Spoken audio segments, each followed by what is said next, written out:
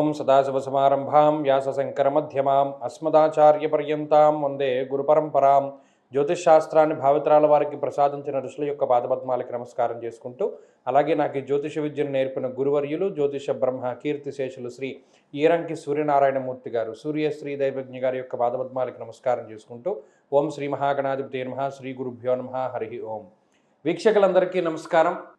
వృషభ రాశి వారికి ఈ వారం సానుకూలమైనటువంటి గ్రహస్థితి గోచరిస్తూ ఉన్నది. ఈ రాశి వారికి 2వ స్థానమందు శుక్రబుధుల యొక్క పూర్తి అనుకూలమైనటువంటి స్థితి, అలాగే శనేశ్వరుడు రాహుగ్రహాల తాలూకు చంద్రుడి యొక్క అనుకూలతలు కలుపుకుని 5 గ్రహాల తాలూకు శుభ ఫలితాలు ఉన్నాయి. అయితే ఈ శుభ ఫలితాలన్నీ కూడా ఆర్థిక రంగంలో అంటే ఆర్థికంగా కొద్దిగా బలోపేతం అయ్యేటువంటి విధంగా ప్రోత్సహిస్తూ ఉంటుంది గ్రహస్థితి. అలాగే మాట పట్టింపులన్నీ తొలగిపోతూ ఉంటాయి. తోబుట్టువులతో ఉండేటువంటి మాట పట్టింపులు కానీ లేకపోతే ఇబ్బందికరమైనటువంటి పరిస్థితుల నుండి కానీ వీరు దాటగలుగుతారు. అలాగే దేశాంతరానికి సంబంధించి అంటే విదేశాల్లో నివాసము, స్థిరత్వము, ఉద్యోగము లేదా విద్యా సంబంధమైనటువంటి విషయాలన్నీ ఈ రాశి వారికి ఈ వారం చాలా అనుకూలంగా ఉన్నాయి.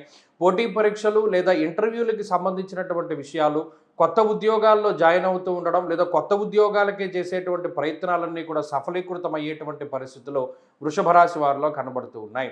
జన్మ రవి యొక్క కారణం చేత దేహార్తి చిత్త సంతాపహ, 12వ స్థానమందు కుజుడు ఉండడం, జన్మరాశి యందు రవి ఉండడం వల్ల నిద్రా సౌఖ్యం చాలా తక్కువగా ఉంటుంది.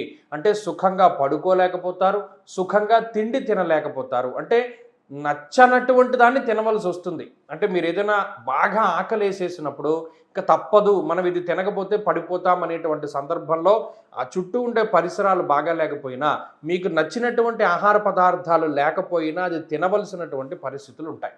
ఇలా శరీరం అనేటువంటిది చాలా కష్టసాధ్యంగా నడుస్తూ ఉంటుంది. మానసిక సౌఖ్యం అనేటువంటిది తక్కువగా ఉంటుంది. చాలా అడ్జస్టబుల్ మెంటాలిటీ ఉండవలసి వస్తుంది. ప్రతిదానికి సర్దుకుని ముందుకు పోవలసినటువంటి పరిస్థితులు ఈ వారంలో వృషభ రాశి వారికి ఏర్పడుతూ ఉంటాయి. అదొకటే కొంత ఇబ్బందిని కలిగించేటువంటి విషయం. అలాగే ఈ వారంలో ఇటువంటి చిన్న చిన్న ఇబ్బందులన్నింటినీ కూడా అధిగమించడానికి వృషభ రాశి వారు ఎక్కువగా సుబ్రహ్మణ్యారాధన చేస్తూ ఉండడం చెప్పదగినటువంటి సూచన. ఈ వారంలో కలిసొచ్చేటువంటి రోజు శుక్రవారంగా చెప్పవచ్చును. అదృష్ట సంఖ్య 2, అదృష్ట వర్ణము తెలుపు. తదుపరి మిథున రాశి.